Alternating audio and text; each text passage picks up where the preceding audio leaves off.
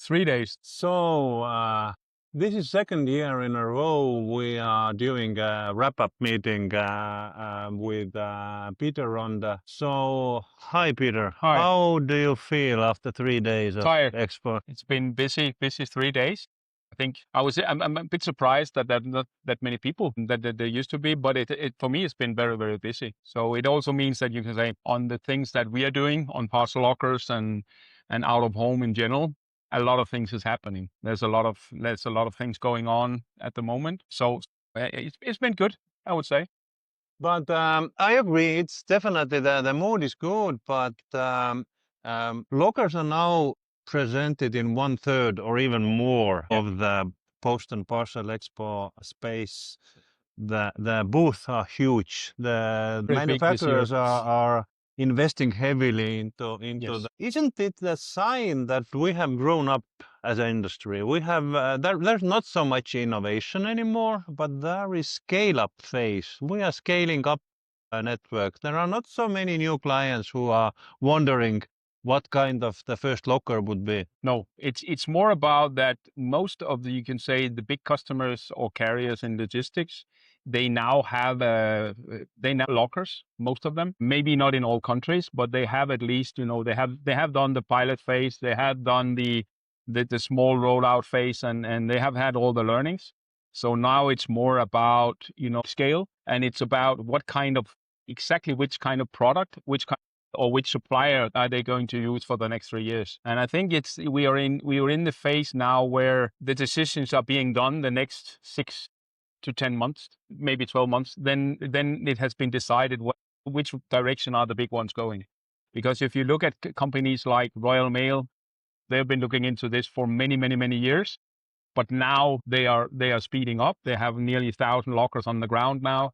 You have InPost, you have a lot of other companies that have now scaled up, GLS, DPD, a lot of companies are now really speeding up. Most of them will probably work with different suppliers, not only one, and also they will work with different technologies, right? So also to spread the risk. So that was the normal maybe 5 years ago, where one company went with one supplier.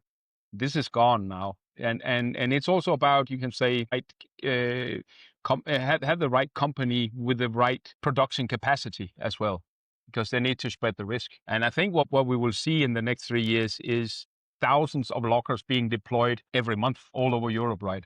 Because it's really taking off now. So I think it's a good idea for the suppliers to position themselves, also to make sure what kind of technology are they really focusing on.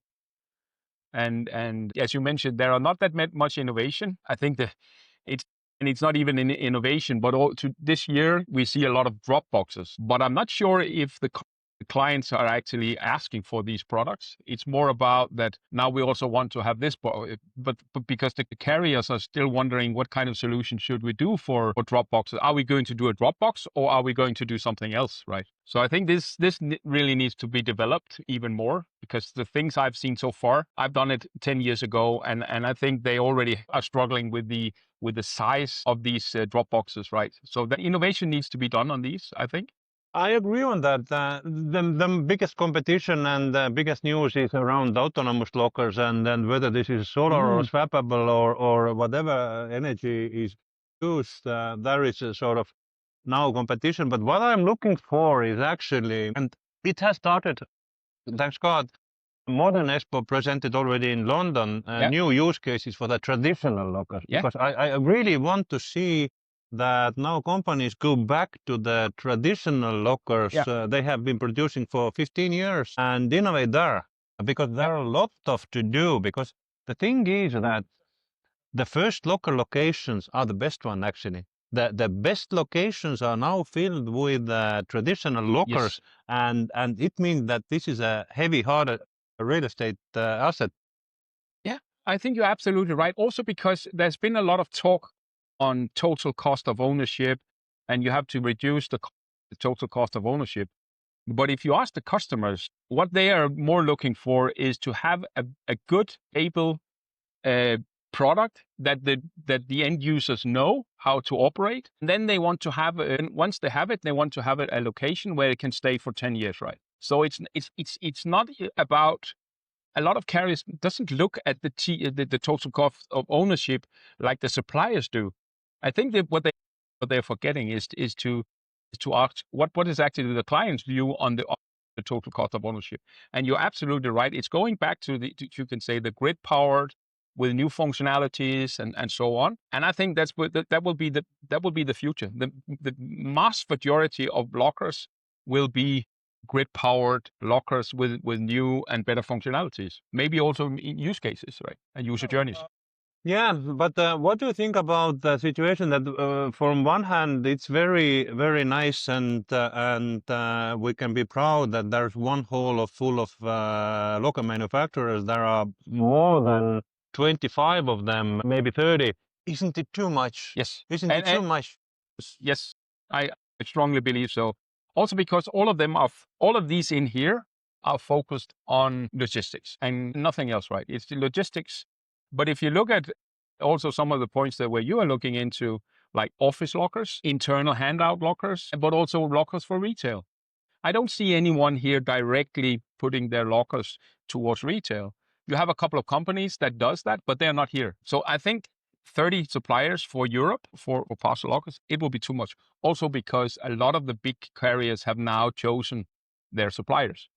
So, and they will not swift next year to change for all the countries like, the big carriers. They will not change that. So I think it's going to be tough times for some of them. Okay, we have been talking so far what we saw, but can we talk a little bit what we didn't saw? What is something that was missing, or what is wrong in the existing situation? Is something coming to your mind? Yes, big volumes, because none of these parcel locker companies that we have in here have really looked into how do you deal with big volumes for one location.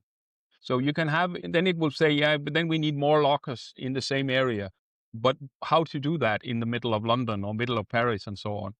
Because the volume is growing so fast and so much that we need to have some kind of automatization also for big volumes to one location, where you have 3, 4, sometimes up to 1,500, 1,800 parcels in one location, which is today can only be covered by PUDO stores. But the PUDO stores have this problem. If it comes too much, then the labor cost and so will be too high. And I haven't seen any of these the companies that are represented here to really to look into how to help and support the carriers with these big volumes. I don't see anything that actually can do that. That could be robots, it can be semi-automatic solutions, semi-assortment solutions, and smaller assortment solutions for hubs and so on. I think there's a gap here, definitely. Just a little bit jumping to the other hole where the sorting is. The sorting has been the key of the exhibition for years, and now this year they have disappeared to somewhere. But this is also, I think, logical, because we've seen so far that sorting centers and hubs are getting bigger. Every carrier is consolidating it, and it needed bigger sorting lines and huge investments. And now those investments are mainly done. But what I see is that because of the labor cost is still high and rising, then there is a need for automating smaller hubs. And I think that the next wave in sorting will be small, mobile, versatile, reprogrammable sorting devices that can automate the final sorting in hub. I think it's interesting because this is something we saw it also. And there was a couple of companies that we talked to in London on this. And I think there you have really a point.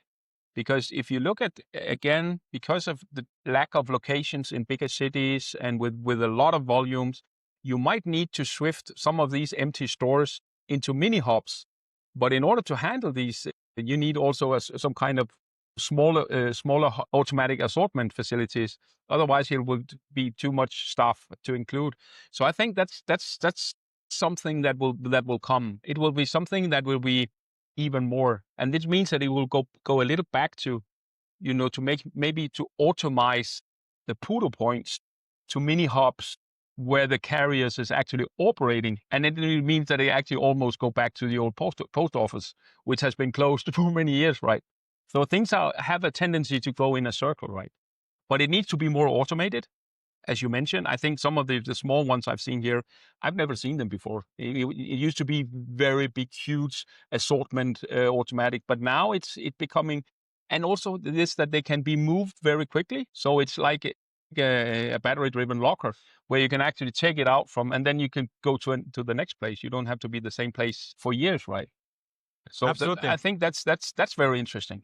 So in a sense, we are satisfied with the outcome of that event. We are satisfied with the industry situation right now, but we see definitely ways to improve for upcoming years Yeah. in different areas. So And this also, might be the overview. and I also think one thing which I think is also a take from this post expo is that it's the second year in a row where I see that the customers or the carriers are actually talking much more together, sharing much more information, and also are much more willing to discuss how we should do it together instead of being very very exclusive on their mindset, which I think is something that can also change the whole business. Absolutely. So thank you, Peter, Thank you very and much. then let's Have continue next year. yeah, we will see you next year. Definitely. Thank you.